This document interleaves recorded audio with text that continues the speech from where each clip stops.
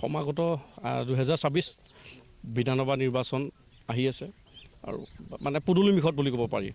তো আমি ভাৰতীয় জনতা পাৰ্টীয়েও ওদালগুৰি জিলাৰ প্ৰতিটো স্তৰতেই সাংগঠনিক ক্ষেত্ৰত আমি মানে আমাৰ সংগঠন শক্তিশালী হৈ আছে আৰু প্ৰাৰ্থী দিব লাগে আৰু জয় মানে হোৱাৰ মানে প্ৰায় নিশ্চিত।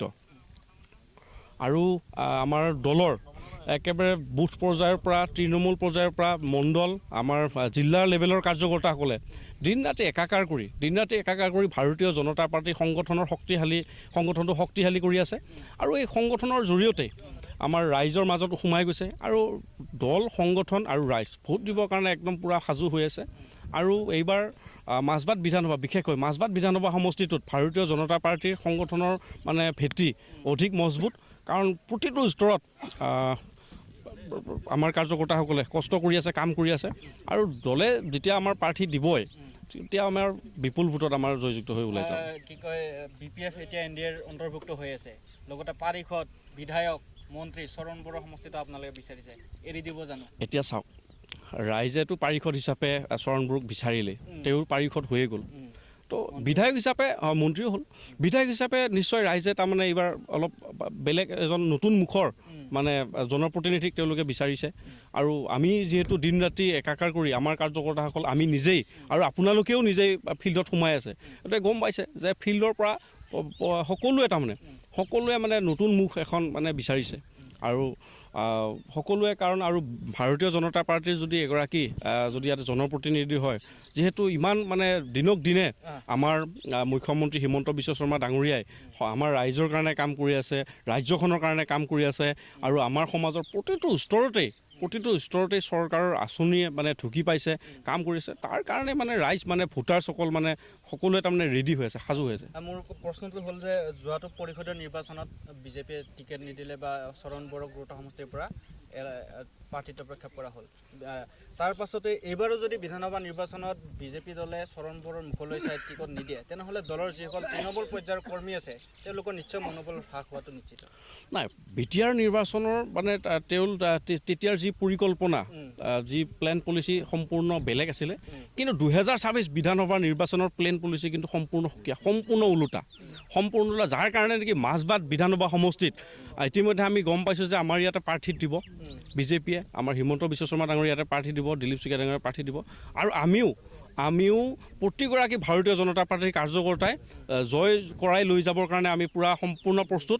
আৰু ৰাইজ তাৰমানে আমাতকৈ, আমাৰ কাৰ্যকৰ্তাসকলতকৈ তাৰমানে বেছি মানে তেওঁলোকে তাৰমানে ইণ্টাৰেষ্টেড বিজেপিৰ চিহ্ন পদুম ফুলত ভোট দিবৰ কাৰণে। 8গৰাকীকৈ প্ৰাৰ্থিত্ব প্ৰত্যাশী ওলাইছে বুলি খবৰ পাইছোঁ।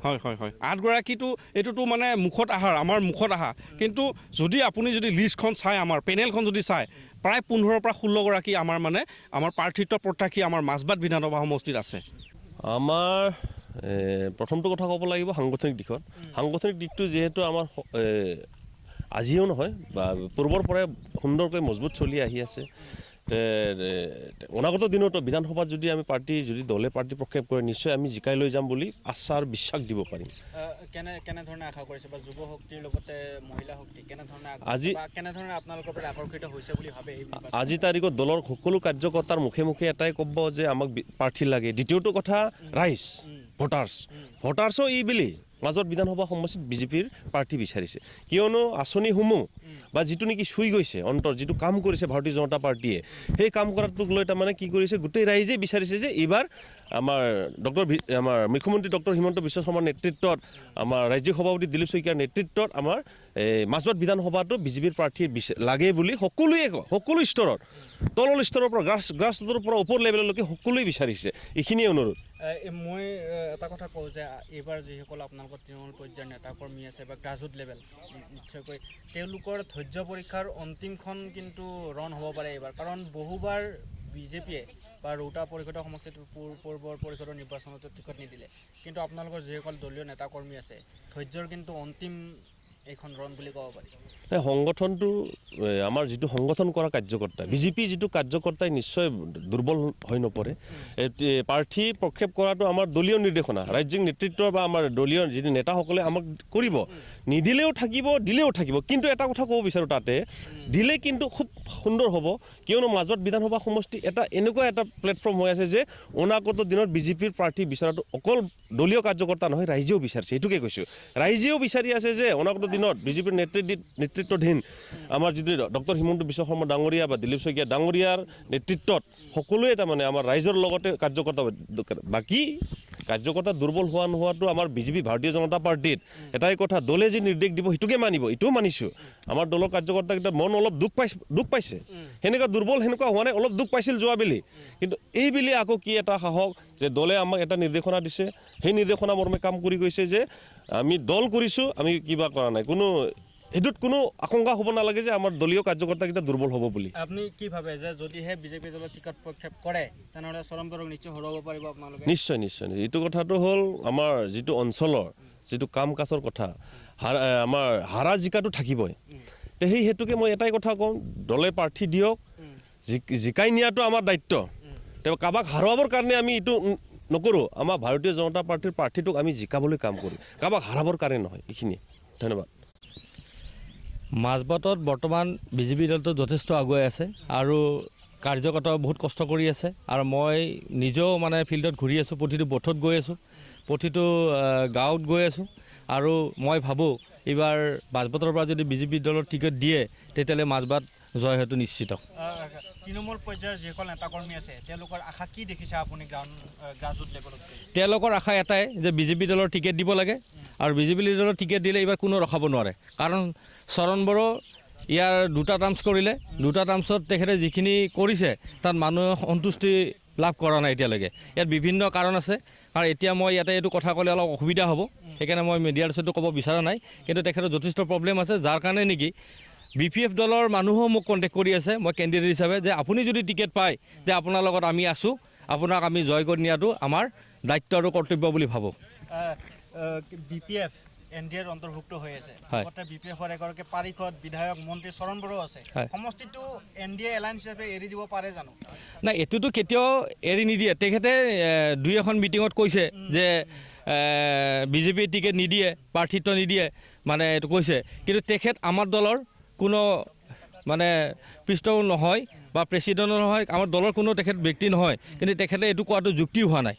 আৰু মই ভাবোঁ তাৰমানে এইটো, কাৰণ আমাৰ মুখ্যমন্ত্ৰী মহোদয়েও কোৱা নাই যে টিকেট নিদিওঁ বুলি এতিয়ালৈকে, আৰু আমাৰ দিলীপ শইকীয়া ডাঙৰীয়া সভাপতি তেখেতেও কোৱা নাই টিকেট নিদিওঁ বুলি। আমাক কৈছে তোমালোকে লাগি থাকা, আমি সমষ্টিত লাগি আছোঁ, সমষ্টিবাসীয়ে ধুনীয়াকৈ কাম কাজ কৰি আছে। আজিও আমাৰ মন কী বাত আছিল, মন কী বাত অনুষ্ঠান ধুনীয়াকৈ সুন্দৰভাৱে হোৱা বুলি মই গম পাওঁ। ময়ো 2-3টা মন কী বাতত গৈছোঁ আৰু মন কী বাত ভাল হৈছে। আৰু মই ভাবোঁ যে এইবাৰ বিজেপি দলৰ টিকেটটো মাজবাটত দিব, সেইটো মই আশাবাদী। আপোনাৰ লগতে 8গৰাকীকৈ প্ৰাৰ্থিত্ব প্ৰত্যাশীয়ে বোলে এইবাৰ সমষ্টিটোত টিকট আশা কৰিছে, গতিকে নিশ্চয় স্থিতি মজবুত আছে বাবে তেওঁলোকে এই আগবাঢ়িছে নেকি? স্থিতি মজবুত থকাৰ বাবেহে মানে কেণ্ডিডেট বাঢ়ে। কিছুমান সমষ্টিটো 26টা, 30টা, 32টালৈ গৈছে। মানে যেতিয়াই কেণ্ডিডেট বেছি বাঢ়ে তেতিয়াই বুজা যায় যে সমষ্টিটোৰ মানে শক্তিশালী হৈ আছে। আৰু শক্তিশালী হোৱাৰ বাবে যেতিয়া সকলোৱে জানে যে বিজেপি দলৰ টিকেট দিলে জিকিব, সেইটো কাৰণে সকলোৱে বিচাৰিছে। মোৰ প্ৰশ্নটো হ'ল এইটোৱে যে যোৱাটো পৰিষদৰ নিৰ্বাচনত কিন্তু BPFৰ চৰণ বড়োক জিকাবৰ কাৰণে ৰৌতা সমষ্টিত মানে প্ৰাৰ্থিত্ব নিদিলে চমলা দৈমাৰীৰ লগতে বহুকেইগৰাকী বিজেপিৰ জ্যেষ্ঠ নেতা। গতিকে এইবাৰো যদি একেই চৰণ বড়োক জিকাবৰ কাৰণে বিজেপিয়ে টিকট প্ৰক্ষেপ নকৰে তেনেহ'লে আপোনালোকৰ যিসকল তৃণমূল পৰ্যায়ৰ নেতাকৰ্মী আছে নিশ্চয় মন ভাঙি যাব এইবাৰ।